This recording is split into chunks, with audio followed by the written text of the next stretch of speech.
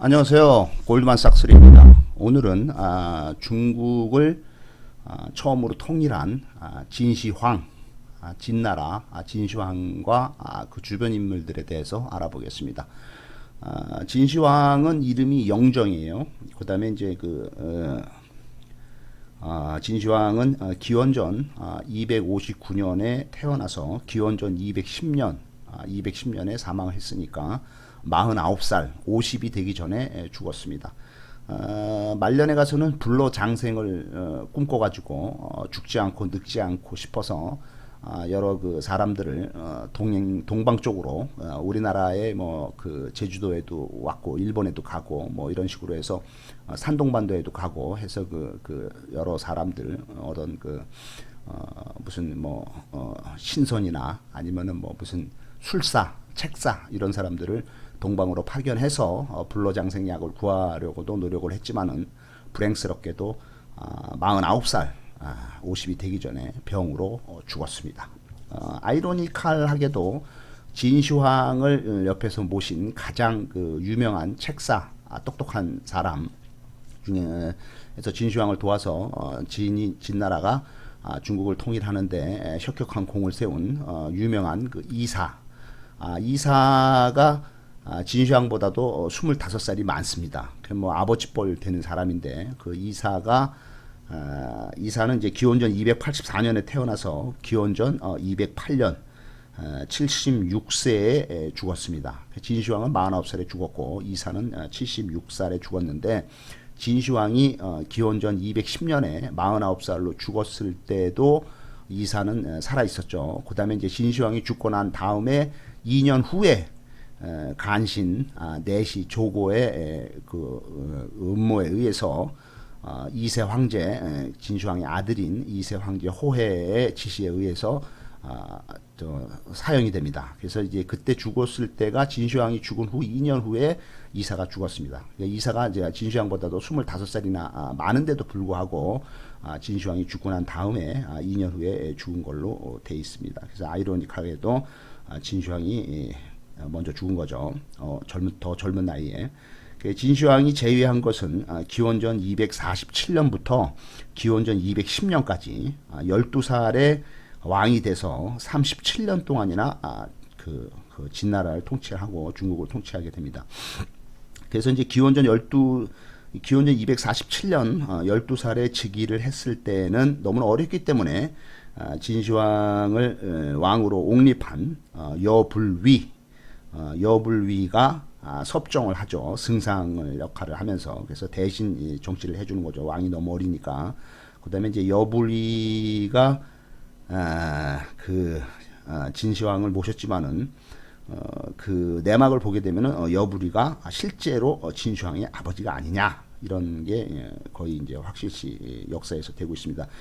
공식적인 진시황의 아버지는 장양왕이죠. 장양왕은 본명이 이인이에요. 이인인데 이게 진나라의 이제 그 왕자인데 그 조나라의 인질로 잡혀가 있죠. 조나라의 인질로 잡혀간 이인, 그러니까 장양왕, 진시황의 아버지. 이분이 이제 조나라에 이제 그 인질로 잡혀가 있는 거를 조나라에서 장사를 하던 여불이라는 아주 부자 상인이 보고 내가 저 사람을 왕으로 만들겠다. 그러면은 나한테 부귀영화가 천년만년 이어질 것이다. 그래서 그 이인 장양왕을 왕으로 만들기 위해서 공작을 벌입니다. 그래서 이제 뭐 그 진나라 궁전에 가서 거기에 이제 태후, 그러니까 왕의 어머니, 그러니까 높은 분들한테 뭐 뇌물도 바치고 뭐 하면서 결국에는 장양왕이 그 진나라 왕으로 즉위를 하게 되죠. 이인이. 그다음에 이제 따라서 이제 진시황이 이제 그 장양왕이 이제 일찍 죽으면서 진시황이 12살의 어린 나이로 진나라 왕으로 즉위를 하게 되면서 여부리가 그를 모셨기 때문에 승상이 돼서 섭정을 하게 됩니다.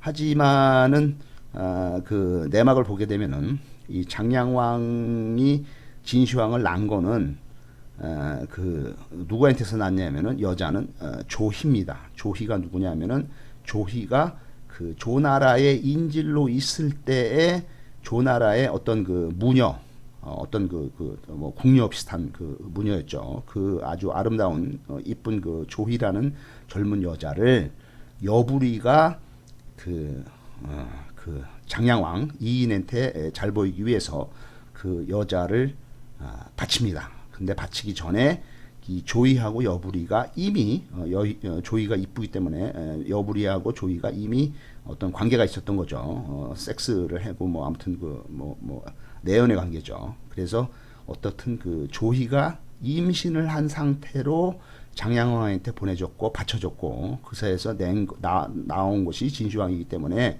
진시황이 공식적인 아버지 장량왕의 아들이 아니라 여부리의 아들이 아니냐, 이게 뭐 거의 이제 역사에서 이제 정설로 돼 있는 거죠. 그래서 결국에는 여부리가 그 진나라로 가서 진시황의 이제 섭정 대신 정치를 해주는 거죠. 그래서 그 승상을 하면서도 옛날에 예정을 잊지 못해서 그 진시황의 엄마, 공식적인 엄마 조희와 계속 불륜의 관계를 유지했다, 이런 식으로 역사에 나오고 있습니다. 어떻든 진시황은 12살에 즉위를 해서 너무 어렸기 때문에 그 여부리가 대신 섭정 승상 역할을 해주죠. 그 다음에 결국에는 기원전 241년 기원전 241년 18살에는 이제 친정을 하게 됩니다. 그러니까 12살에 즉위를 해서 6년 동안 여부리가 통치를 해주고 이제 18살이 되면 이제 성인이 되기 때문에 친정, 자기가 직접 정치를 하게 됩니다.